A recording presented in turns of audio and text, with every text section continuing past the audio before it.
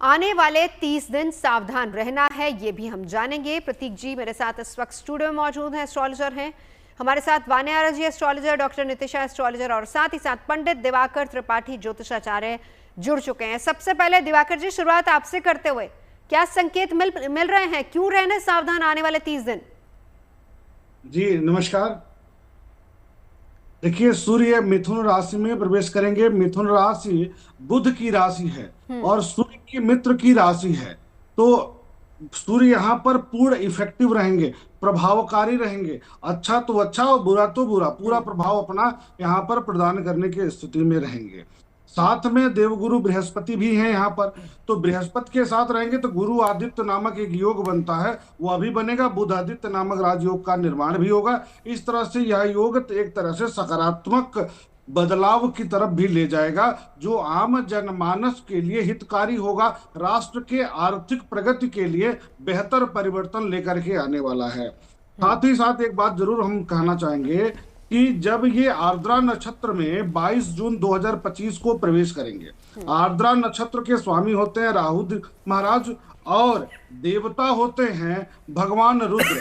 भगवान रुद्र इस नक्षत्र के देवता होने के कारण इस नक्षत्र में तीव्रता है, इस नक्षत्र में विध्वंसक पावर है, इस नक्षत्र में वेग है। इस कारण से जब सूर्य का गोचर इस नक्षत्र से होकर गुजरता है तो माना जाता है कि मौसम में बड़ा परिवर्तन होगा। बड़ा परिवर्तन का अर्थ यह है कि इस समय बारिश तेज होगी, चक्रवात आएगा तो तेज आएगा, हवा तेज चलेगी, बिजली ज्यादा कड़केगी। साथ ही मंगल केतु का संबंध भी है। राहु सूर्य पर दृष्टि है, राहु का बुध पर दृष्टि है, राहु का बृहस्पति पर दृष्टि है। तो ऐसे में धार्मिक क्षेत्र में, प्राकृतिक क्षेत्र में और आगजनी की घटनाओं में तीव्रता देखने को मिलेगी। खूब, यानी हर जगह थोड़ी उथल पुथल। एक बार वान्या जी आपके पास आते हुए, क्या कहती हैं आपकी कैलकुलेशन? 30 दिन सावधान, कौन कौन सी इंपॉर्टेंट डेट्स हैं और क्यों रहना है सावधान?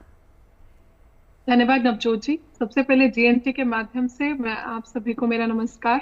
अभी ये जो गोचर बना हुआ है, जो स्थितियां हैं, जो 15 जून से जो राशि परिवर्तन हुआ है 6:52 पर, तो ये कुछ राशियों के लिए तो बहुत अच्छा है, वहीं ये कुछ राशियों के लिए थोड़ा सा टफ भी रहेगा।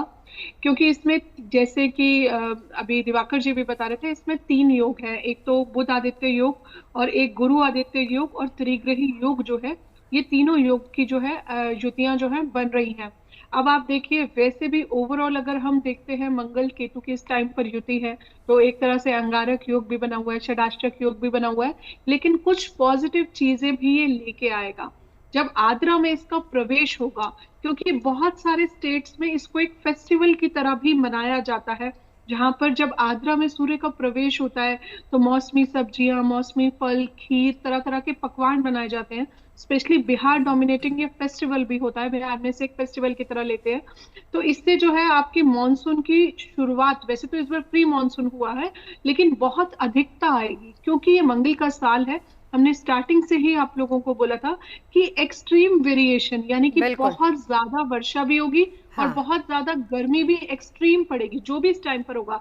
और वैसे भी आद्रा नक्षत्र राहु का होता है, तो राहु की अगर आप ट्रेड्स भी देखते हैं तो हर चीज एक्सट्रीम में होती है, अति में होती है। इसके अलावा जो है, जहां भी बुध आदित्य योग बनता है वहां पर वो उन सब चीजों को मल्टीप्लाई करता है। तो ये जो है कुछ चीजों के लिए बहुत ज्यादा अच्छा है। नॉर्मली सूर्य का मिथुन राशि में प्रवेश इतना फ्रूटफुल नहीं होता है। आप अभी भी देखेंगे कुछ ना कुछ एयर क्रैशेस, एयर एक्सीडेंट्स आप देखते रहेंगे। अग्नि से जुड़ी घटनाएं अभी भी रहेंगी और वायु से जुड़ी घटनाएं अभी भी रहेंगी। इन दिनों में भी आपने कितनी जगह देखा, अभी भी कुछ ना कुछ एयर एक्सीडेंट्स अभी भी चल रहे हैं, टेक्निकल प्रॉब्लम्स आ रही हैं, फायर एक्सीडेंट्स भी चल रहे हैं और कुछ प्राकृतिक आपदाएं भी आ सकती हैं। कि ऐसा ना हो कि बारिश आए तो इतनी ज्यादा है कि मतलब उसका फसल बिल्कुल, यानी प्राकृतिक आपदा, बारिश बहुत ज्यादा भी आ सकती है और कई जगह सूखा पड़ सकता है। और इसके अलावा जैसे कह रही हैं कि हम देख ही रहे हैं एयरलाइंस में, क्योंकि बहुत सारी ऐसी हर दिन कुछ ना कुछ टेक्निकल फॉल्स आ रहे हैं, इमरजेंसी लैंडिंग्स हो रही है या फिर फ्लाइट्स ही रद्द होती जा रही हैं। अब प्रतीक जी आपके पास आते हुए, देखिए आज है 17 तारीख और कुल मिलाकर अगर देखा जाए तो मेरे ख्याल से 16 जुलाई तक ये आने वाले 30 दिन बनते हैं जब बहुत ज्यादा अलर्ट रहना है। इस बीच कौन सा समय ज्यादा क्रिटिकल है और क्यों? तो सर प्रथम आपसे ये कहना चाहेंगे, देखिए पिछले शो में भी यही बताया था, जब साल शुरू हो रहा था तब भी यही बताया था, मंगल का साल है, या तो मंगल करता है या दंगल करता है। तो अभी फिलहाल दंगल के मूड में है। तो आपने देखा इजराइल ने विध्वंस कर रखा है, ईरान भी बराबर जवाब दे रहा है जिसकी उम्मीद नहीं थी। सेम रशिया यूक्रेन में हो रहा है, ये बढ़ेगा आने वाले समय में 16 जुलाई तक, क्योंकि सूर्य सत्ता है, राजनेता है, राजनीति है, प्राणवायु है। अब वो राजनीति, राजनेता और प्राणवायु आर्द्रा नक्षत्र में 21 जुलाई को प्रवेश कर रही है। 21 जुलाई को जब आर्द्रा नक्षत्र प्रवेश करेंगे, भारत में जल प्रलय के संकेत दिखते हैं। खास तौर से नॉर्थ ईस्ट का एरिया, बिहार हेवली इंपैक्ट होने जा रहा है। सरकारों को अभी से ही सचेत हो जाना चाहिए। अगर नॉर्थ की बात करें, यहाँ पर उत्तराखंड एंड ऑल में भी आपको प्रॉब्लम्स दिखेंगी और उसकी वानगी दिख रही है। लगातार 2 हेलीकॉप्टर क्रैश उत्तराखंड में हुए। अब कल की अगर बात करें, जो कल भी एयर इंडिया की फ्लाइट हुई उसका भी नंबर 9 था। तो कंटिन्यूअसली ये 9 नंबर परेशान कर रहा है। तो निश्चित तौर पर 21 जुलाई से स्थिति ज्यादा खराब रहेगी 9 जुलाई तक। 21 जून से माफ करिएगा, 21 जून से 9 जुलाई तक मोस्ट क्रिटिकल है, अदरवाइज 13 जुलाई तक तो यही चलेगा। 9 जुलाई तक क्यों? क्योंकि प्लैनेट ऑफ स्टेबिलिटी बृहस्पति अस्त रहेंगे। सूर्य प्लैनेट ऑफ प्राणवायु, ऑक्सीजन, वो वहां पे कहीं ना कहीं परेशान है, क्योंकि सूर्य बृहस्पति बुध को राहु की दृष्टि बराबर पड़ रही है।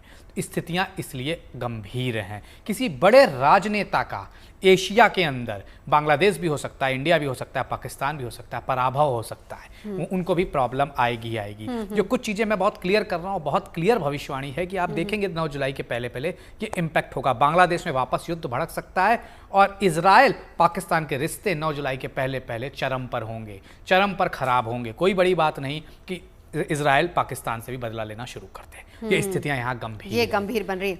हाँ, अपनी बात पूरी कर लीजिए पहले। खास तौर से अब बात कर लेते हैं, क्योंकि आर्द्रा नक्षत्र जल का नक्षत्र, जैसे शैलेन जी भी बता रहे थे, तो जल से संबंधित इशू आएंगे, जल से संबंधित रोग बढ़ेंगे, जल से संबंधित प्रलय होगी। तो खास तौर पे जो जलीय इलाके हैं हमारे, वहां पे ध्यान देना होगा। कोस्टल एरियाज पे बहुत ध्यान देना होगा। जल से यात्रा करने से, अभी तक हम बार बार कह रहे थे एयर, हवा, इनसे दूर रहिए, अग्नि से दूर रहिए, क्योंकि राहु कहीं ना कहीं वायु तत्व की राशि में थे और मंगल केतु अग्नि तत्व की। अब यहाँ जल का भी कॉकटेल आ गया, तो आदमी करे तो करे क्या? सिर्फ पृथ्वी तत्व की राशियां बच रही हैं, वो 2-3 होती हैं, वृषभ, कन्या और मकर। इसके अलावा सब कहीं ना कहीं इस जद में आ रहे हैं। तो थोड़ा जल से भी दूर रहिए। जल से कोई भी, आप लोग गोवा जा रहे हैं, कहीं जा रहे हैं, ध्यान से, मतलब